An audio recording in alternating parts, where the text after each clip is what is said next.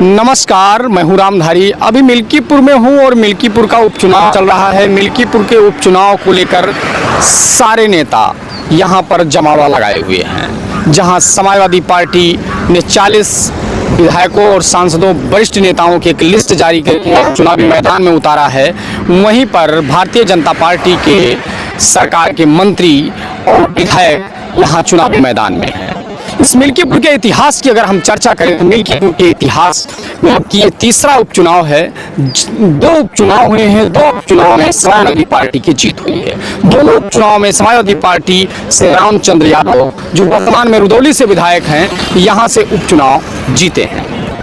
फिलहाल अभी ये तीसरा उपचुनाव है और रामचंद्र यादव अब की भाजपा के पाले हैं और भाजपा से विधायक हैं और भाजपा के लिए प्रचार कर रहे हैं। वहीं मित्रसेन यादव की अगर बात करें तो उनकी ये धरती नहीं है। मित्रसेन यादव यहाँ से सबसे ज़्यादा विधायक रहे हैं। मित्रसेन यादव सबसे ज़्यादा विधायक होने के साथ साथ वो कम्युनिस्ट से 4 बार विधायक रहे हैं। लेकिन उनके एक पुत्र आनंद सेन जो वर्तमान में समाजवादी पार्टी के साथ हैं और एक पुत्र अरविंद सेन जो कम्युनिस्ट में हैं। फिलहाल अभी कम्युनिस्ट का जो गठबंधन हुआ हो एनडीए के साथ में है।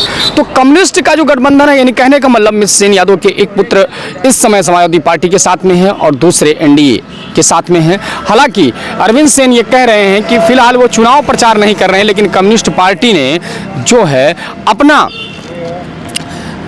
प्रत्याशी फिलहाल जो अरविंद सेन हैं, उन्होंने ये कहा कि हम किसी प्रत्याशी के पक्ष में प्रचार नहीं करेंगे, लेकिन हम जो है न्यूट्रल होके काम करेंगे। और उन्होंने ये भी कहा कि बाबू मित्रसेन यादव के साथ में सब पार्टियों के नेताओं ने यहाँ मिल्कीपुर में उनके साथ धोखा किया है। फिलहाल यहाँ पर जहाँ मुख्यमंत्री योगी आदित्यनाथ की दांव पे लगी है, वहीं समाजवादी पार्टी के राष्ट्रीय अध्यक्ष अखिलेश यादव भी पूरी ताकत लगाए हुए हैं। दोनों पार्टियां आमने सामने हैं और दोनों पार्टियों की साख यहाँ पर दांव पे लगी है। एक की यहाँ से सीट थी समाजवादी पार्टी की, उसको हारते हैं तो उनकी साख दांव पे लगी है। वहीं पर लोकसभा चुनाव में अयोध्या हारने के बाद भारतीय जनता पार्टी हार का बदला लेना चाहती है। भारतीय जनता पार्टी चाहती है कि इस सीट को हम जीतें और किसी भी तरीके से ये सीट उसके लिए अहम हो जाती है, इसलिए क्योंकि एक मैसेज जाएगा कि हम अयोध्या जीते हैं। चूँकि राम मंदिर बनने के बाद अगर ये सीट हारी है भारतीय जनता पार्टी, तो ये चारों तरफ ये हो गया था कि भाई राम मंदिर को लेके जो मुद्दा बनाया गया था उसको के ही भारतीय जनता पार्टी अपने ही गढ़ में हार गई है। इस बात का बदला लेने के लिए भारतीय जनता पार्टी पूरी ताकत के साथ और जातीय समीकरण सेट करने में लगातार लगी हुई है। हालांकि समाजवादी पार्टी का आरोप है कि भारतीय जनता पार्टी प्रशासन के बल पे चुनाव लड़ रही है। प्रशासन यहाँ पे पूरी ताकत से लगा हुआ है, प्रशासन उनके लोगों के ऊपर मुकदमा कर रहा है। लेकिन जातीय समीकरण की अगर हम बात करें तो पासी बनाम पासी है। हालांकि ये पहली बार नहीं हुआ, कई बार ऐसा चुनाव यहाँ पे हुआ है। चूँकि ये जो है एससी सीट है, इस वजह से यहाँ पे एससी लोग ही चुनाव लड़ते हैं।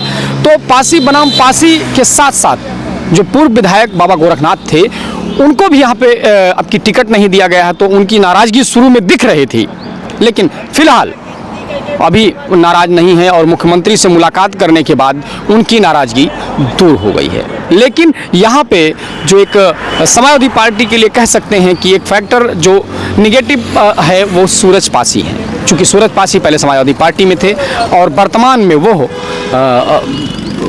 आज़ाद समाज पार्टी से चुनाव लड़ रहे हैं। आज़ाद समाज पार्टी के प्रत्याशी के तौर पर वो चुनाव लड़ रहे हैं और इस चुनाव में उनकी भी अहम भूमिका मानी जाएगी, क्योंकि जो चुनाव वोट का डाइवर्जन होगा वो कितना कर पाते हैं और कितना अपने पाले में ला पाते हैं, उसके हिसाब से वो समाजवादी पार्टी को, चूँकि गुस्से में चुनाव लड़े हैं, तो समाजवादी पार्टी को कितना दंड कर पाते हैं, एससी वोट कितना यहाँ पे ला पाते हैं। चूँकि एससी वोट कहा जाता है यहाँ पे लगभग 70,000 केवल दलित मतदाता है, जिसमें पासी 50,000 है। कुल मिला के 1,20,000 जो एससी मतदाता टोटल हैं, लेकिन जो 70,000 मतदाता हैं वो उनमें कितना रिझाने में कामयाब होंगे, यह अपने आप में देखने वाली बात होगी। इसलिए क्योंकि यहाँ पे एससी और जो ब्राह्मण वोट है वो निर्णायक भूमिका में यहाँ पे रहेगा। चूँकि लगभग ब्राह्मण वोट की अगर बात करें तो 60 से 70 हज़ार वोट ब्राह्मणों का भी यहाँ पे है। तो इस हिसाब से जो जातीय समीकरण की बात की जाए तो दोनों प्रत्याशी कांटे के मुकाबले पे हैं। लेकिन अगर चुनावी रणनीति की बात की जाए तो यहाँ पे एक दूसरे पे भारी नज़र आ रहे हैं दोनों प्रत्याशी। लेकिन अभी यह वोट काउंटिंग के बाद ही तय हो पाएगा। फिलहाल यहाँ का विधायक कौन बनेगा, जनता यहाँ पर किसको ताज पहनाने वाली है।